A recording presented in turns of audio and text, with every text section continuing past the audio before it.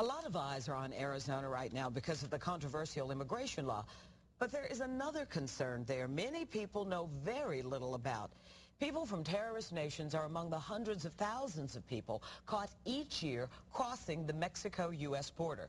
Channel 2's Justin Farmer recently traveled there and shared what he learned with a Georgia congressman. Justin. Well, Monica, we have documents showing people from Afghanistan, Iraq, Pakistan, all in custody for trying to sneak into the U.S. from Mexico. We rode along with Border Patrol agents to get a sense of what it takes to get here. And we surprised Congressman Paul Brown with what we learned. Spot something? They're running south. They know that somebody's after them. In the Arizona border town of Douglas. And they've apprehended them just now, so we're going to try and catch up with them. It's a 24/7 game. We've got more people jumping. Of cat and mouse. 10-4-306 is in the area. Border agents use cameras, night vision, and underground sensors straight ahead to track and catch illegals who jump the fence between Mexico and the U.S. You walked around in a circle. We were with border agents as they caught these two men. I caught this guy less than a week ago. They catch the guys, they release them, and a couple of days later, they're back again. That doesn't solve any problem. It just keeps the back door to the United States, for all intents and purposes, wide open. The Douglas border fence is easy to jump. It's relatively short. There's no razor wire. And just a couple miles outside of town, you can walk right into the United States. This fence is only meant to keep drug smugglers from driving their vehicles across. Agents have 2,000 miles of southern border to patrol and protect. In some cases, you can still find the barbed wire fences. This is the busiest spot in the nation for Border Patrol. Last year, they apprehended 250,000 people trying to enter the U.S. in the Tucson sector alone. Most are from Mexico or South America.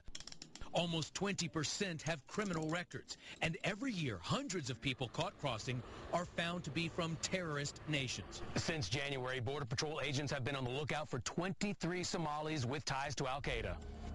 The Somali terrorists were released from a Mexican prison and believed headed for the U.S. border. But hundreds of people from more than a dozen nations that sponsor terror are being captured every year sneaking into the country. The government no longer releases this list of what they called captured OTMs, other than Mexicans. But we obtained the list from a congressional staffer.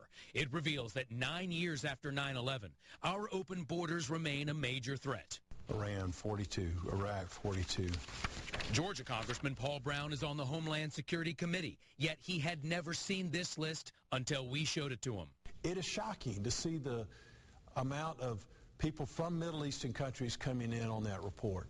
I tell you, this is something that our committee members really need to see. So I'd like to have a copy of that list to take with me back to Washington so that I can share it.